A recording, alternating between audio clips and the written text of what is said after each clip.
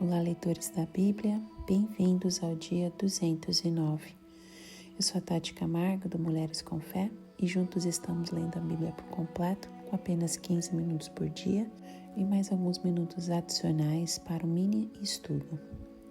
Hoje eu vou ler para vocês 2 Reis, capítulo 19, Salmos 46, Salmos 80 e Salmos 135.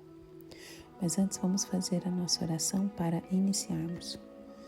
Senhor Deus, muito obrigada pela Tua presença em nossas vidas. Obrigada, Senhor Deus, pela Tua bondade, pela Tua fidelidade, pelo Teu cuidado, pela Tua provisão nas nossas vidas. Obrigado por ser o nosso Deus. Obrigado por ser cheio de graça, cheio de misericórdia. Obrigada, Senhor Deus, porque temos a oportunidade de lermos a Tua palavra com liberdade. Quantos lugares no mundo que não têm esse privilégio que nós temos. Peço em nome de Jesus que o Teu Espírito Santo nos dê entendimento da Tua palavra, nos dê sabedoria, nos dê compreensão, Pai, e que a Tua palavra seja luz para os nossos caminhos e transformação para as nossas vidas, Senhor. Entregamos o nosso dia para o Senhor, em nome de Jesus. Amém. 2 Reis, capítulo 19. A predição da libertação de Jerusalém. Ao ouvir o relato, o rei Ezequias rasgou as suas vestes, pôs roupas de luto e entrou no templo do Senhor. Ele enviou o administrador do palácio, Eliaquim, o secretário Sebna e os sacerdotes principais, todos vestidos com pano de saco, ao profeta Isaías, filho de Amós. Eles lhe disseram: assim diz Ezequias, hoje é dia de angústia, de repreensão e de humilhação.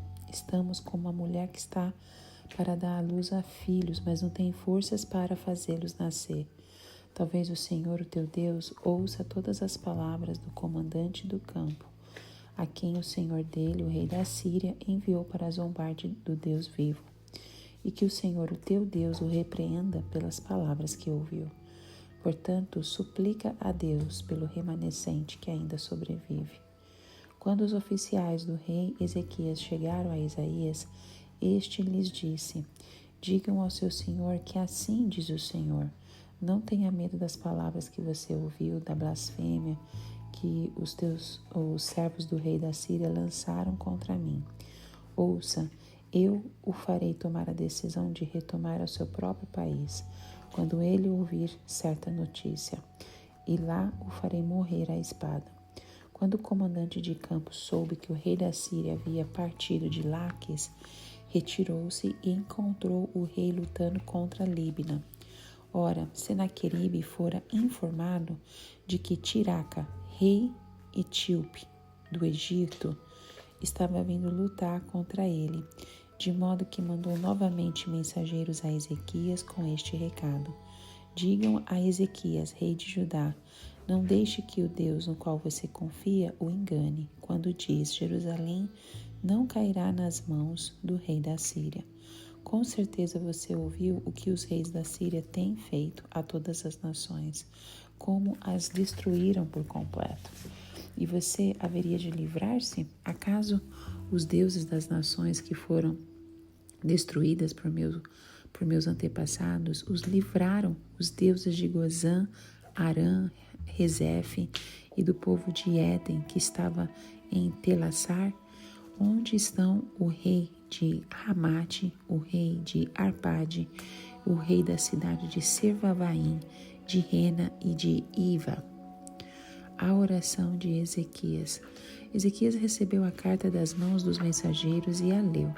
Então subiu ao templo do Senhor e estendeu perante o Senhor. E Ezequias orou ao Senhor: Senhor Deus de Israel, que reinas em teu trono entre os querubins, só tu és Deus sobre todos os reinos da terra. Tu criastes os céus e a terra. Dá ouvido, Senhor, e vê, ouve as palavras que Senaqueribe enviou para insultar o Deus vivo. É verdade, Senhor, que os reis assírios fizeram de todas essas nações e seus territórios um deserto. Atiraram os deuses delas no fogo e os destruíram, pois não eram deuses, eram apenas madeira e pedra moldadas por mãos humanas.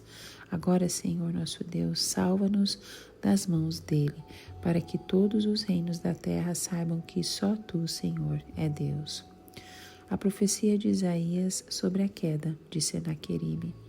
Então Isaías, filho de Amós, enviou uma mensagem a Ezequias. Assim diz o Senhor, o Deus de Israel: ouvi a sua oração acerca de Senaqueribe, o rei da Síria. Esta é a palavra que o Senhor falou contra ele. A virgem, filha de Sião, o despreza e zomba de você. A filha de Jerusalém meneia a cabeça enquanto você foge.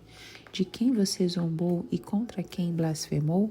Contra quem você levantou a voz e contra quem ergueu o seu olhar arrogante? Contra o Santo de Israel. Sim, você insultou o Senhor por meio dos seus mensageiros e declarou: com carros sem conta subi aos pontos mais elevados e às inacessíveis alturas do Líbano. Derrubei os seus mais altos cedros e os seus melhores pinheiros. Entrei em suas regiões mais remotas e nas suas mais densas florestas. Em terras estrangeiras cavei poços e bebi água. Com as solas de meus pés, sequei todos os rios do Egito.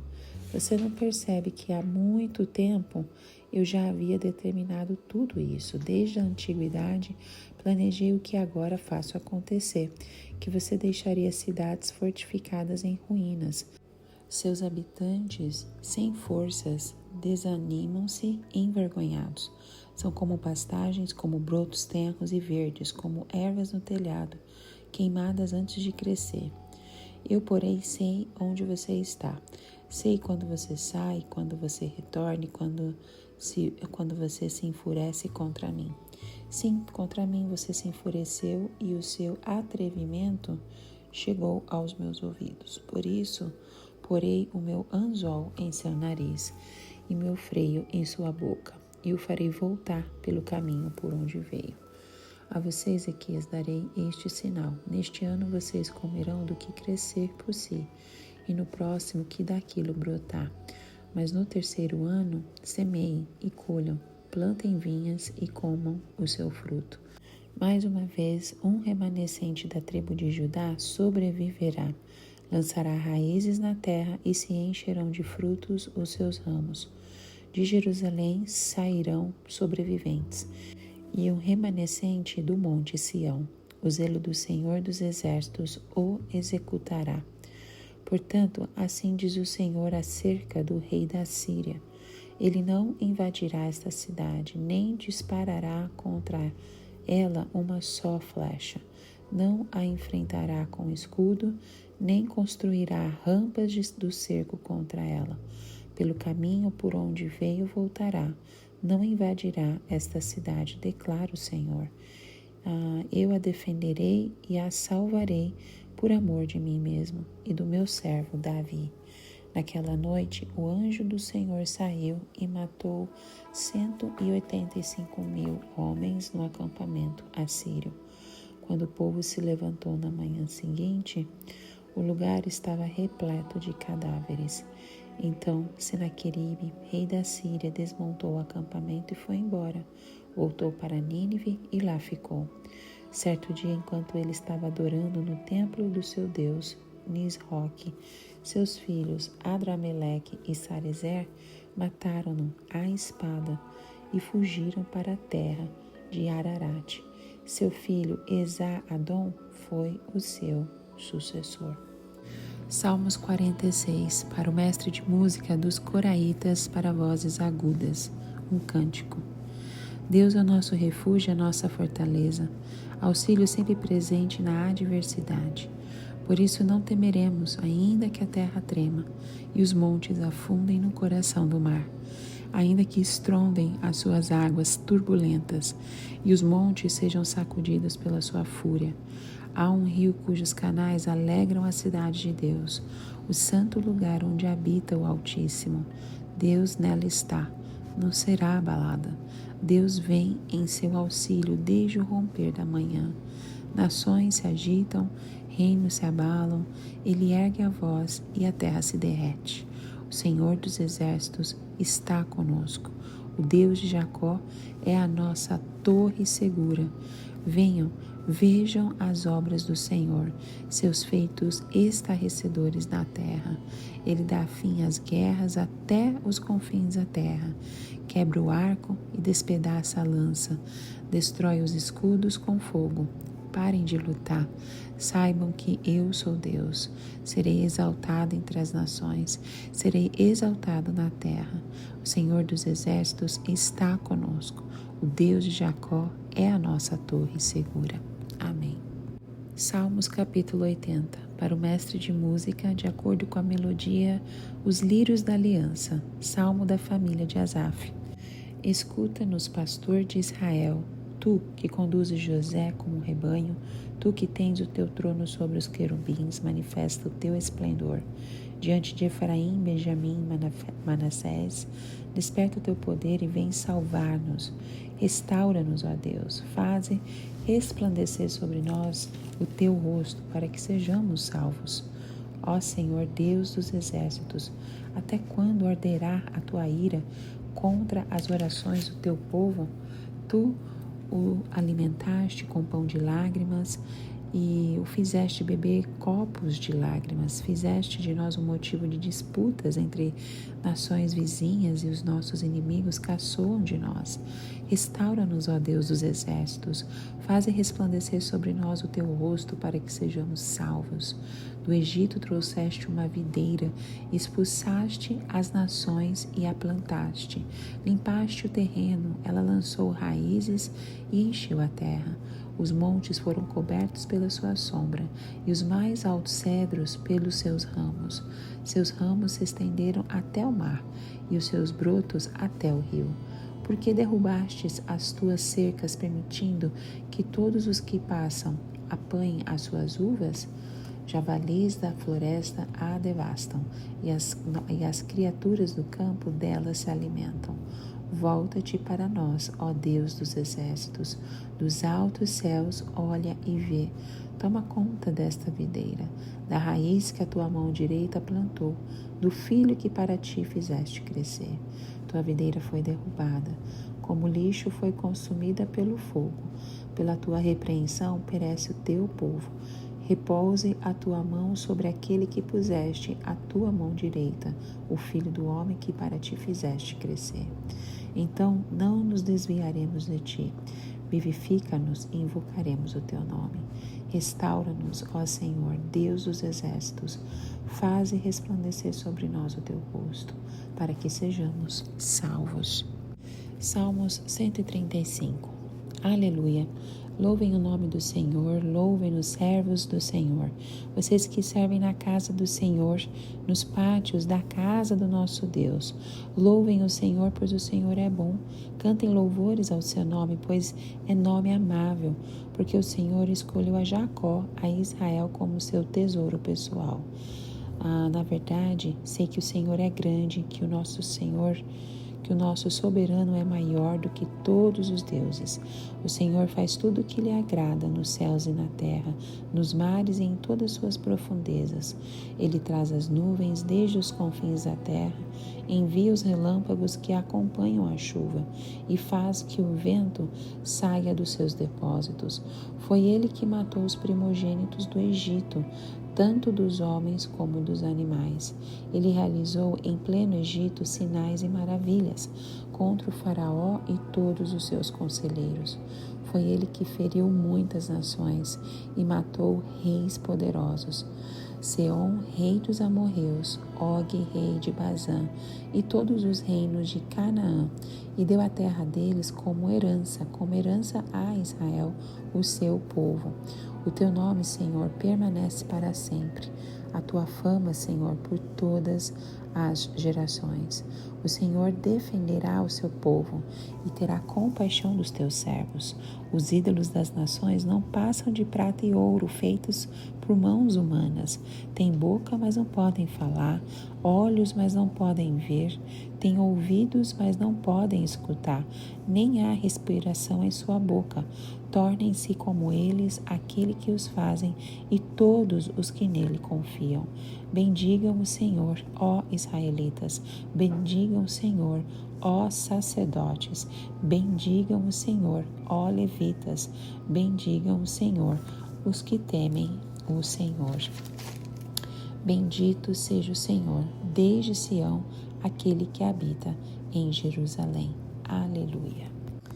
Bom, 2 Reis capítulo 18 é um capítulo que vocês vão lembrar que lemos também em Isaías capítulo 37, que fala sobre uma nova fase na história de Judá. Enquanto o reino do norte, Israel, caminhava por sua destruição total pelas mãos da Síria, Judá experimentava um raro período de renovação espiritual sob o governo de Ezequias. Então nós vimos isso em Isaías, e aqui neste capítulo tem algumas outros detalhes que nós vamos compartilhar juntos para rever algumas coisas que nós vimos em Isaías e agora revendo em 2 Reis 18.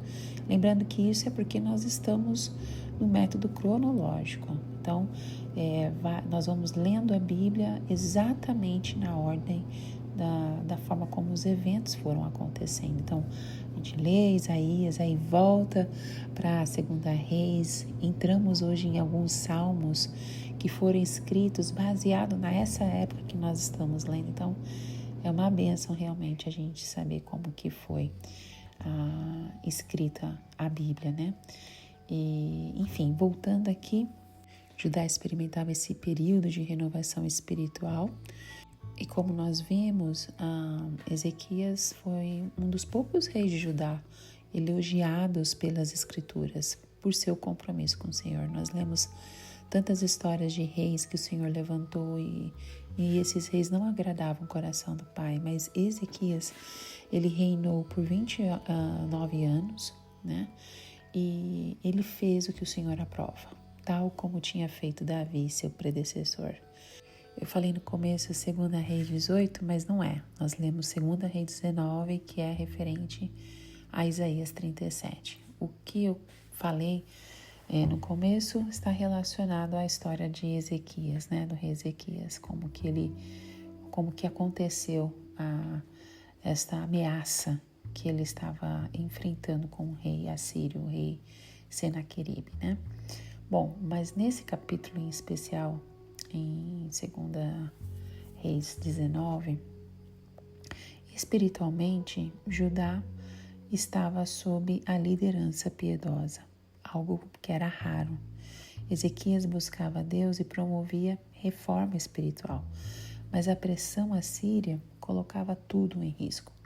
A arrogância dos inimigos não era apenas contra o povo, mas contra o próprio Deus de Israel. As ameaças de Senaqueribe ecoava a mesma insolência de reis como Acasias, que desprezavam a revelação divina.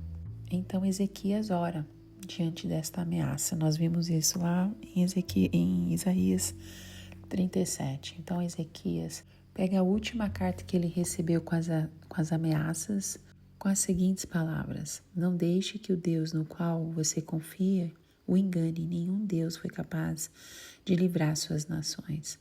O seu Deus também não poderá. Essa foi a ameaça que Senaqueribe mandou para Ezequias, uma estratégia de intimidação. Então Senaqueribe lista nações derrotadas e seus deuses destruídos. Ele iguala o Deus de Judá aos ídolos de madeira e pedra, demonstrando uma blasfêmia fatal. Então Ezequias ora. Ele reconhece a soberania de Deus na sua oração. A primeira coisa que ele faz, ele adora o Senhor. Então ele começa: só tu és Deus sobre todos os reinos da terra, tu criastes os céus e a terra. Depois ele clama: dá ouvido, Senhor, e apresenta então ali o insulto que Senaqueribe lançou contra o Deus vivo. E aí no final ele pede salvação, mas com uma motivação muito santa, para que todos os reinos da terra saibam que só tu, Senhor, és Deus. e Deus responde imediatamente. Ouvi a sua oração. Em seguida, Isaías profetiza contra Senaqueribe, usando a linguagem poética e contundente. A filha de Sião zomba de você. Contra quem você blasfemou? Contra o santo de Israel? A profecia revela o orgulho do rei assírio e o cegou. Ele achava que vencia por força própria, mas era apenas instrumento de um plano maior. Deus revela então a sua onisciência. Sei quando você sai e quando você retorna. Em seguida, ele profere o juízo. Porei o meu anzol em seu nariz. Deus também dá um sinal da restauração agrícola. Neste ano vocês comerão do que crescer por si. No terceiro ano semeiam e colham. E ele promete sobrevivência e frutificação para o remanescente fiel. Então a profecia se cumpre de maneira literal e surpreendente. Isaías havia dito: ele não lançará flecha alguma contra esta cidade. E assim aconteceu. Naquela noite o anjo do Senhor matou 185.000 homens. O exército assírio foi devastado de forma sobrenatural. Senaqueribe volta a Nínive e anos depois é assassinado por seus próprios filhos no templo do seu deus Nisroque. A ironia é clara. O mesmo que zombou do Deus vivo morre sem ser salvo por seu ídolo. Esse capítulo de 2 Reis 19 é uma lembrança de que Deus não apenas vê, mas responde às orações sinceras. Quando tudo parecia perdido, Ezequias foi ao templo e Deus interveio. O mesmo Deus que derrotou Senaqueribe ainda reina hoje. Ele é o Deus que vive entre os querubins, está exaltado acima de todos os reinos da terra. Amém. E então, seguindo a ordem, entramos no Salmos 46, que é um dos salmos que eu mais amo na Bíblia. Este salmo é atribuído aos filhos de Corá e apresenta um cântico profundamente enraizado na confiança de que Deus é o refúgio inabalável do seu povo. Embora não possuamos um título que indique o momento exato da sua composição, muitos estudiosos acreditam que o salmo esteja ligado ao livramento milagroso de Jerusalém nos dias do rei Ezequias, quando o exército assírio foi derrotado por intervenção divina. Lembra daquele hino Castelo Forte? Esse salmo também serviu como inspiração para Martinho Lutero escrever Castelo Forte. Para Lutero, o Deus revelado neste salmo era o seu esconderijo em meio às perseguições da Igreja de Roma. O salmo se inicia com uma confissão ousada. Deus não apenas protege, mas é a própria fortaleza. O salmista enfatiza 3 verdades sobre o caráter de Deus. Ele é refúgio, fortaleza e socorro presente. Mesmo diante do colapso da natureza, montes sendo lançados ao mar e águas rugindo, o povo de Deus não precisa temer. Como cristãos, nós aprendemos que a nossa segurança não depende da estabilidade das circunstâncias, mas da imutabilidade de Deus. O cenário descrito é de catástrofe extrema, mas a fé do salmista permanece inabalável. Este é um dos versículos que eu acho tão lindo. Há um rio cujos canais alegram a cidade de Deus, o santo lugar onde habita o Altíssimo. O foco aqui se desloca da natureza convulsionada para uma cidade, sobre a proteção divina, a cidade de Deus. Uma referência a Jerusalém é comparada a um lugar irrigado por um rio de águas pacíficas. Embora Jerusalém não tivesse um rio natural, o salmista utiliza a imagem simbólica para representar a ação contínua da graça de Deus. Ele dá fim às guerras até os confins da terra, quebra o arco e despedaça a lança, destrói os escudos com fogo. O salmista convida os ouvintes a contemplarem os feitos do Senhor. O campo de batalha agora é o palco do testemunho da ação de Deus. O silêncio pós-guerra com armas destruídas revela a mão poderosa que trouxe paz. O salmo termina com a repetição do refrão: O Senhor dos Exércitos está conosco. O Deus de Jacó é a nossa torre segura. Esta afirmação sela a certeza da presença contínua de Deus. Amém. Os Salmos 80 é um lamento coletivo atribuído a Asaf, ou possivelmente a um de seus descendentes. O pano de fundo é um momento crítico da história de Israel, provavelmente durante os últimos dias do Reino do Norte, antes da queda de Samaria. A presença de tribos como Efraim, Manassés e Benjamim no texto, lá no versículo 2, indica que o salmista intercede por todo o povo, não apenas por Judá. O salmo se inicia com um apelo direto a Deus como pastor, imagem rica que também aparece no conhecido Salmo 23. O Senhor é invocado como aquele que conduz José, referência coletiva ao Reino do Norte, incluindo Efraim e Manassés. Ele é exaltado como rei entronizado entre os querubins, como descrito nas instruções sobre a Arca da Aliança. No verso 2, Efraim, Benjamim e Manassés, tribos ligadas à linhagem de José e Raquel, são mencionadas como representantes da aliança da nação. No tempo do Êxodo, essas tribos marchavam juntas, próximas à arca.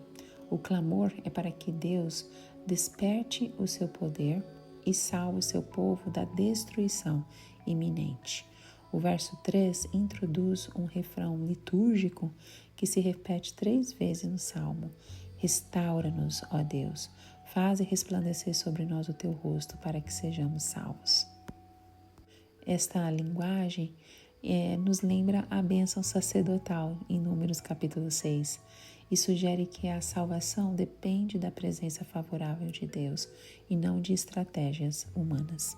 E os Salmos capítulo 135, o último salmo que nós lemos neste áudio, é um cântico de louvor que se destaca por reunir em si elementos centrais do Antigo Testamento: a soberania de Deus, seus feitos poderosos e a futilidade dos ídolos. Inicia a série final dos Salmos, chamada Aleluia, que vai do Salmo 135 ao 150. Não temos clareza sobre o seu autor ou data exata, mas o conteúdo nos leva a crer que foi composto depois do exílio babilônico, quando o povo já havia retornado e relembrava os grandes feitos de Yahvé. Esse salmo é como uma colcha de retalhos bíblicos. Vários versículos fazem eco direto a textos anteriores, como Salmo 115, 136 e partes do livro de Êxodo. O salmista convida todo o povo de Deus, sacerdotes, levitas e fiéis, a bendizer o Senhor. Ele lembra o poder na criação, os milagres do Egito, a dádiva da terra prometida. Tudo isso aponta para a fidelidade do Deus que governa sobre todas as coisas, em contraste com a inutilidade dos ídolos das nações. O salmo começa com esse chamado ao louvor. É dirigido aos servos de Deus, especialmente aos que atuam no templo, mas se estende a todo o povo. Louvar o Senhor por sua bondade é algo que aparece em diversos salmos, como no Salmo 100, onde diz que o Senhor é bom e a sua misericórdia dura para sempre. O versículo 5 nos diz assim: na verdade sei que o Senhor é grande, que o nosso soberano é maior do que todos os deuses. O salmista exalta o Senhor como Criador de tudo, diferente dos deuses pagãos que se limitam a regiões. O Deus de Israel atua no céu, na terra e nos mares. Ele controla até os fenômenos da natureza, nuvens, raios e ventos. O salmista relembra também o livramento do Egito e a conquista de Canaã. Ele cita as pragas, os sinais contra Faraó e a derrota de reis como Seom e Og e a doação da terra prometida. Tudo isso está registrado dos versículos 8 ao 12, e tudo isso para mostrar que Deus age poderosamente na história. Embora o Salmo 35 não seja messiânico no sentido escrito, ele aponta diretamente para a obra de Cristo. A libertação do Egito prefigura a redenção em Jesus. Os ídolos que não veem nem ouvem contrastam com Cristo, o Deus encarnado que viu, ouviu, tocou e falou com o seu povo. E o louvor que parte de Sião, agora parte da igreja, que é o seu templo vivo. Amém. Terminamos por aqui mais este áudio, repleto de ensinamentos para as nossas vidas, e que Deus continue nos abençoando. Te encontro no próximo áudio. Tchau, tchau.